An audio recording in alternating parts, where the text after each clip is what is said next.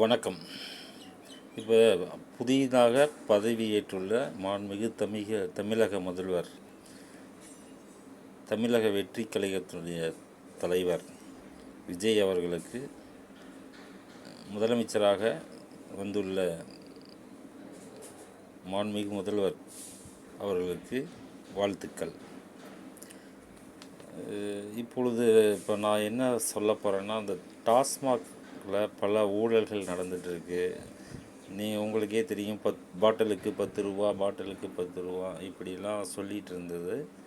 அதை எப்படி தவிர்க்க போகிறோம், எப்படி நல்ல நிர்வாகத்தை கட்டமைக்க போகிறோம் அப்படிங்கிறதுக்கு ஒரு சிறந்த வழிமுறைகளை, அதாவது ஃபார்மல் சிஸ்டம் இதில் கொண்டு வரதுக்கு என்னென்ன இன்றைய மதுவிலக்கு ஆயத்தீர்வை அமைச்சர் திரு விக்னேஸ்வரன் அவர்கள் செய்ய வேண்டியது என்னன்னு நான் ஒரு அதிகாரியாக உங்களுக்கு சொல்கிறேன்.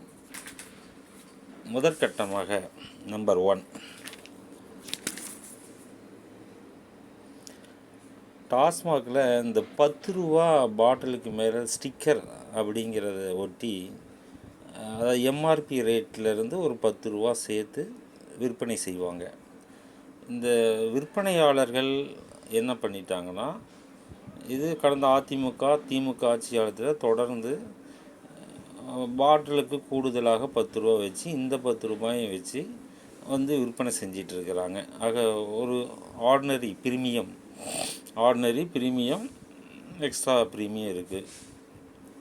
இப்போ இந்த ஆர்டினரி குவார்ட்டரில் 140 ரூபா, உதாரணத்துக்கு ஒரு மெக்லைன் குவார்ட்டர் எடுத்துக்கிட்டால் 140 ரூபா தான் எம்ஆர்பி ப்ரைஸ்.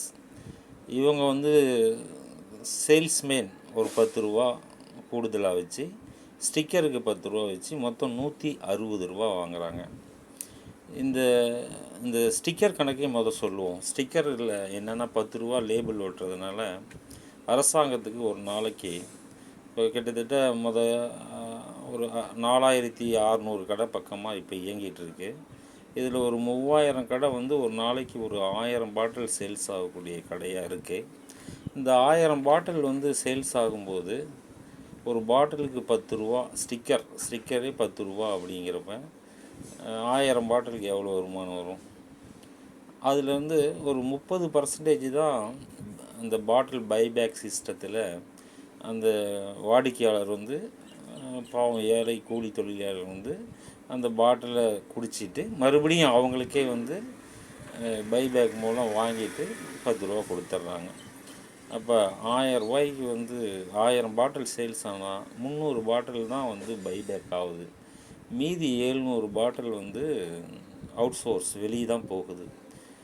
வெளியே தான் விசேஷத்துக்கு, கோயிலில் கெடா அங்கங்கே வெட்டுறதுக்காக எல்லா பொதுமக்கள் வெளியே தான் வாங்கிட்டு போகிறாங்க.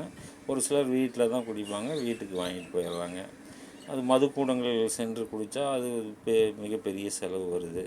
அதனால் அதை தவிர்ப்பதற்காக பொதுமக்களே இப்போ கேரளா, ஆந்திரா, கர்நாடகாலாம் வீட்டில் தான், அங்கெல்லாம் பார் கிடையாது. அதனால் வீட்டுக்கே கொண்டு போயிடுறாங்க.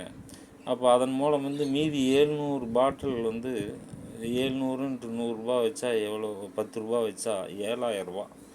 ஒரு அரசு மதுபானை கடைக்கு 7000 ரூபா சேவ் ஆகுது அந்த பைபேக் சிஸ்டம் மூலம். அப்போ ஒரு கடைக்கு 7000 ரூபானா 3000 கடைக்கு ஒரு பர் டே இன்கம் மட்டும் 21 கோடியே 10 லட்சம் ரூபா, 21 கோடி ரூபா வருமானமாக வருது அவங்களுக்கு. ஒரு நாளுடைய வருமானம் 2 கோடியே 10 லட்சம். ஒரு கடைக்கு 7000 ரூபா அப்படின்ட்டு 3000 கடைக்கு வச்சாவே 2 கோடியே 10 லட்சம். அப்புறம் இதை விட கம்மியாக ஓடுற கடைங்கெல்லாம் கிட்டத்தட்ட கூட்டி கழிச்சா 3 கோடி ரூபா இந்த பைபேக் சிஸ்டம் மூலம் வருது. ஒரு நாளைக்கு 3 கோடினா 30 நாளைக்கு 90 கோடி ரூபா இந்த பாட்டில் பைபேக் சிஸ்டம் அப்படிங்கிறது மூலம் வருது. இது அரசாங்கத்துக்கு எல்லாம் செந்தில் பாலாஜியை திட்டுறாங்க, அது இதுன்னு பண்ணுறாங்க. ஆனால் செந்தில் பாலாஜி தான் இந்த ஹைகோர்ட் உத்தரவுக்கு சுற்றுச்சூழல் பாதிப்புக்கு வருது அப்படிங்கிறதுக்காக இந்த பைபேக் சிஸ்டத்தை மாண்புமிகு அமைச்சர் செந்தில் பாலாஜி தான் அவர் தான் கொண்டு வந்தார். அதனால் அரசுக்கு வந்து 90 கோடி ரூபாய் கூடுதல் வருமானம் தான் அவர் மூலம். அவர் மற்ற விதத்தில் எப்படி சம்பாதிச்சாரோ அது தெரியாது. பட் ஆனால் அரசு கஜானாவோட 90 கோடியை பதிய வைத்தது அவர் தான். அதில் எந்த மாற்று கருத்தும் கிடையாது. அதே நேரத்தில் இந்த பாட்டில் பைபேக் சிஸ்டத்தில் பணியாளருக்கு ஏகப்பட்ட பணிச்சுமை இருக்குது. ஒரு நாளைக்கு 3 கோடி ரூபாய் வருமானம் வரக்கூடிய ஒரு துறையில் இந்த பைபேக் சிஸ்டத்துக்கு ஒரு அவுட் சோர்ஸ் நியமனம் பண்ணி அது கடந்த ஆட்சியில் வந்து தவறிட்டாங்க. இப்போ என்ன சொல்கிறாங்க, தமிழக முதல்வர் விஜய் அவர்கள் அந்த பாட்டில் கலெக்ஷன் மட்டும் அதாவது ஒரு டாஸ்மாக் கடை இருந்தால் பார் இருந்தால் அங்கே வந்து பார் உரிமையாளருக்கே அந்த பைபேக் சிஸ்டத்தை அந்த டெண்டர் வாங்கிட்டு வந்திருப்பாங்க, அவங்களுக்கே இது வந்து ஒப்படைச்சிடலாம். மீதி டாஸ்மாக் நிர்வாகம் பார் இல்லாமல் நிறைய கடைகள் செயல்படுது. அந்த கடையில் வந்து பொதுமக்கள் வந்து வீட்டுக்கு வாங்கிட்டு போயிடுறாங்க. ஒரு சிலர் வந்து வெளியே போய் குடிக்கிறாங்க.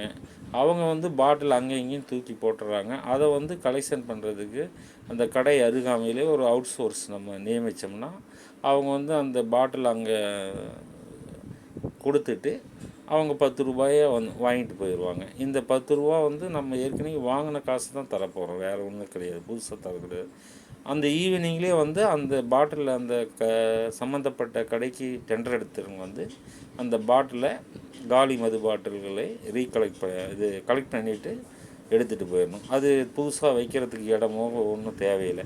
ஏன்னா அவங்க இந்த சென்டருக்கு எடுத்துகிட்டு போயிடுறாங்க. அதனால் நமக்கு வந்து பெரிய இழப்பீடு கிடையாது இதனால். அதனால் அந்த கலெக்ஷன் சென்டருக்கு அந்த பாட்டில் ரீகலெக்ட் பண்ணுறதுக்காக ஒரு அவுட் சோர்ஸ் வந்து நம்ம டாஸ்மாக் மூலம் நியமித்தா சுற்றுப்புற சூழ்நிலையில் அந்த பாட்டிலெலாம் தூக்கி எறியாமல் தடுக்கலாம், அவ்வளோதான். இது வந்து குறைந்தபட்சம் கடைகளினுடைய குறைவாக தான் இருக்கும், இதை நம்ம ஃபாலோ பண்ணலாம். அது இல்லாமல் அண்டை மாநிலங்களான கேரளா, கர்நாடகா இங்கெல்லாம் வந்து ஒயின் ஷாப்பில் எம்ஆர்பி ஒயின் ஷாப் மது பாட்டிலில் என்ன விலையோ அந்த விலைக்கு விற்பனை. தவறும் பட்சத்தில், விதிமீறல் நடக்கும் பட்சத்தில் அந்த மாவட்ட மேலாளர் ஃபோன் நம்பர், ஒரு டோல் ஃப்ரீ நம்பர், அதுமாரி லோக்கல் எஸ்ஐ நம்பர், இந்த ரெண்டும் தொங்க விட்டுருவாங்க. யாராவது விதிமீறல் கூறப்பட்டு கூடுதலாக பாட்டில் மீது 10 ரூபா 20 ரூபா இப்படி வசூலித்தா உடனே புகார் தெரிவிக்கலாம். அந்த புகாரில் நடவடிக்கை எடுக்கலாம். அப்படி பாட்டில் கடை முன்னால் வந்து எம்ஆர்பி ஒயின் ஷாப்னு எழுதினாவே அந்த பணியாளர்கள் வந்து கண்டிப்பாக கூடுதலாக விலைக்கு விற்கவும் முடியாது. அதேமாதிரி பப்ளிக்கும் கூடுதலான விலைக்கு வாங்கவும் மாட்டாங்க. ஏன்னா எம்ஆர்பி ஷாப்புங்கிற ஒரு முத்திரையோடு அங்கே அவங்க மனசில் பதிஞ்சிடும். அதுக்கு தமிழக அரசு உடனடியாக ஒவ்வொரு டாஸ்மாக் சில்லறை மதுபான கடைகள் முன்பாக இந்த மாதிரி MRP wine shop, MRP shop அல்லது டாஸ்மாக் எம்ஆர்பி சென்டர், இந்த மாதிரி ஒரு விளம்பர பலகையை ஒவ்வொரு டாஸ்மாக் கடை முன்பும் தொங்கவிட வேண்டும் என்று அந்தந்த மாவட்ட மேலாளர் மற்றும் மண்டல சீனியர் ரீஜனல் மேனேஜருக்கு அறிவுறுத்தப்படுகிறது.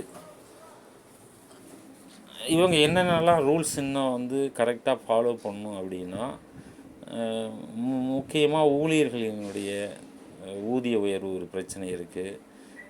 வேறு வகையில் அவருக்கு வருமானம் வராது. இதெல்லாம் தடை செஞ்சால் அதை வந்து அரசாங்கம் அதை வந்து உறுதியாக அவங்களுக்கு நல்ல ஊதியத்தை வழங்கணும். அதுமாரி ஒரு டாஸ்மாக் எம்ப்ளாயி வந்து தினந்தோறும் வங்கிக்கு செல்ல வேண்டும். ஒரு மாதத்துக்கு ஒரு 5 இன்டென்ட் போடுறதுக்கு மாவட்ட மேலாளர் அலுவலகத்துக்கு, அதாவது மாவட்ட மேலாளர் டாஸ்மாக் குடோனுக்கு இன்டென்ட் போடுறதுக்காக கால சூழ்நிலை ஏற்படுது. அதுக்காக அவருக்கு உரிய மற்ற அரசு ஊழியருக்கு வழங்குவது போல் பயணப்பிடி கண்டிப்பாக வழங்க வேண்டும். அப்புறம் சேல்ஸ்மேனுக்கும் நல்ல மதிப்புமிக்க ஊதியம் கன்சல்டேட் பேயில் தான் இருக்கிறாங்க. அதே மாதிரி பார் அட்டண்டர்னு ஒரு போஸ்ட் இருக்குது, அவங்களுக்கும் சிறந்த ஊதியம் வழங்க வேண்டும். அப்படிலாம் சரியான ஊதியம் வழங்குகிற பட்சத்தில் இந்த முறைகேடுகளை நாம் வந்து பப்ளிக்கு வந்து எந்த ஒரு கூடுதல் விலைக்கும் விற்காமல் தடுக்கலாம். இது வந்து அரசாங்கத்துக்கு ஒரு நல்ல செய்தி. அதே நேரத்தில் ட்ரக்ஸ் ஒழிக்கணும்னு எல்லாரும் சொல்லிகிட்டு இருக்கிறோம். ஆனால் அதுக்கான மாற்றம் ஒன்றும் இது வரைக்கும் செஞ்சதில்லை. அதனால் வந்து படிப்படியாக வந்து 717 கடையை மூடி இருக்கிறீங்க, அது சந்தோஷம். அதே நேரத்தில் மதுபானை விற்கக்கூடிய நேரம் இருக்குல்ல, அது வந்து அம்மா ஆட்சி காலத்தில் முதலாக கடை திறக்கும்போது 12 மணி நேரம், 8 மணிக்கு ஆரம்பித்தோம்னா காலையில், இரவு 12 மணி வரைக்கும் கடை திறந்திருந்தாங்க. அப்புறம் கொஞ்சம் டைம் மாற்றினாங்க, 10 டு 12ன்னு மாற்றினாங்க. அப்புறம் 10 டு 10ன்னு மாற்றியிருக்கிறாங்க. இது வந்து டைம் குறைச்சிருக்காங்க. ஆகவே தமிழக மக்களாகிய நாங்கள் மாற்றத்தை வழங்கிய நீங்கள் எங்களுக்கு மாற்றத்தை வழங்க வேண்டும்.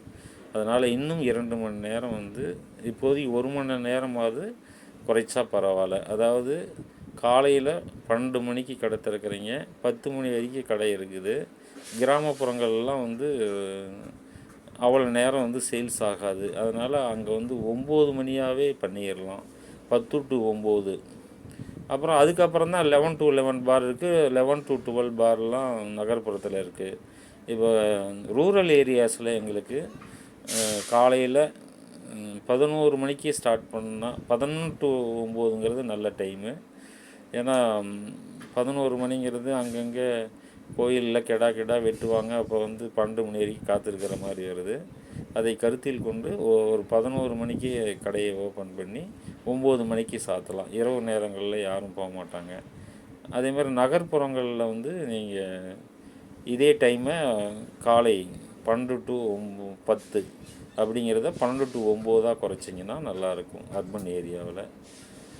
அடுத்தது டாஸ்மாக் ஊழியர்களுக்கு குறைந்தபட்ச ஊதியமாக சூப்பர்வைசர்னு ஒரு போஸ்ட் இருக்குது, சேல்ஸ்மேன் அப்படிங்கிற போஸ்ட் இருக்குது, பார் அட்டெண்டருங்கிறது போஸ்ட் இருக்குது. அவர்களுக்கெல்லாம் நல்ல அவர்கள் கேட்கும் ஊதியத்தை அதே மாதிரி காலமுறை ஊதியம் கொடுத்தாலும் மிக்க மகிழ்ச்சி. அதே நேரத்தில் அவருக்கு பயணப்படி கண்டிப்பாக வழங்க வேண்டும்.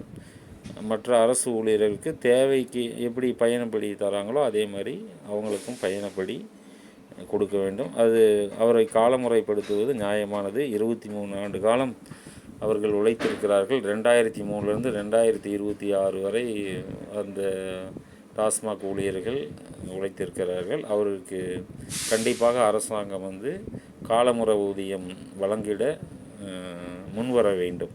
இது நியாயமான அவர்களுடைய நியாயமான கோரிக்கை.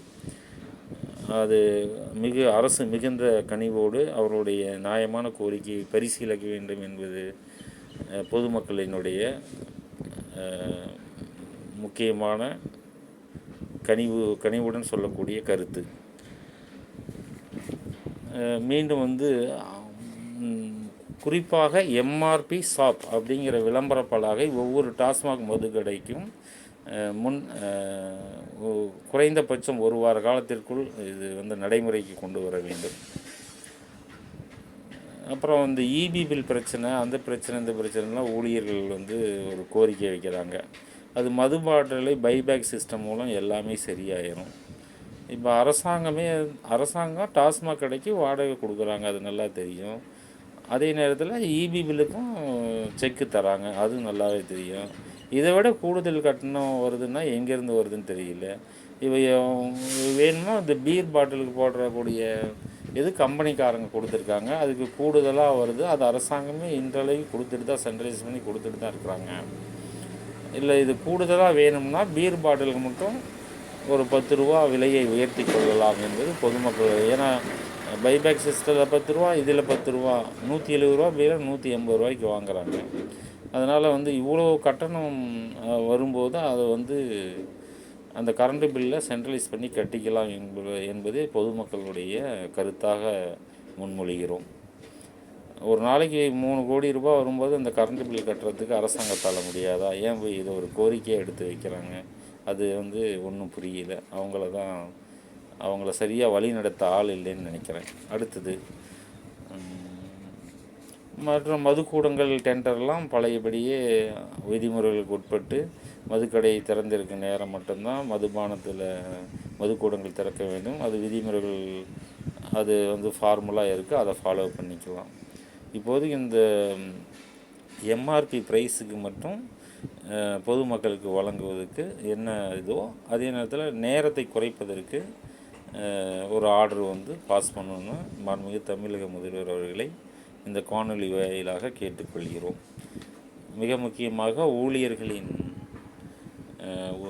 ஊழியர்களின் மாத ஊதியத்துக்கு உத்தரவாதம், அதேமாதிரி பொதுமக்கள் வந்து கூடுதலாக கட்டணம் வசூலிக்கக்கூடாது, எக்காரணம் முன்னிட்டும் எம்ஆர்பி விலைக்கே தான் விற்க வேண்டும். இது 2வது. 3வதாக மது பாட்டில்கள் பைபேக் சிஸ்டம் ஊழியர்களிடம் ஒப்படைக்காமல் அவுட் சோர்ஸ் மூலம் அதை கலெக்ட் பண்ணுவதற்கும், பார் எடுத்துருக்கக்கூடிய கடையில் பார் இருக்கக்கூடிய டெண்டர் எடுத்தவங்ககிட்டயே இந்த பொறுப்பை கொடுத்துட்டா அரசுக்கு வந்து ஊதியம் இல்லாமல் நடைபெற இது ஒரு சிறந்த வழியாக கருதுகிறேன். இந்த கோரிக்கைகளை மாண்புமிகு தமிழ்நாடு ஆயத்தீர்வைத்துறை அமைச்சர் இந்த காணொலியை கண்டு முதலமைச்சருடைய அறிவுறுத்தலோடு ஒப்புதலோடு ஒரு சிறந்த வழிமுறைகளை கொண்டு வந்து பொதுமக்களுக்கு எவ்வித இடையூறும் இல்லாமல் நேரத்தை குறைத்து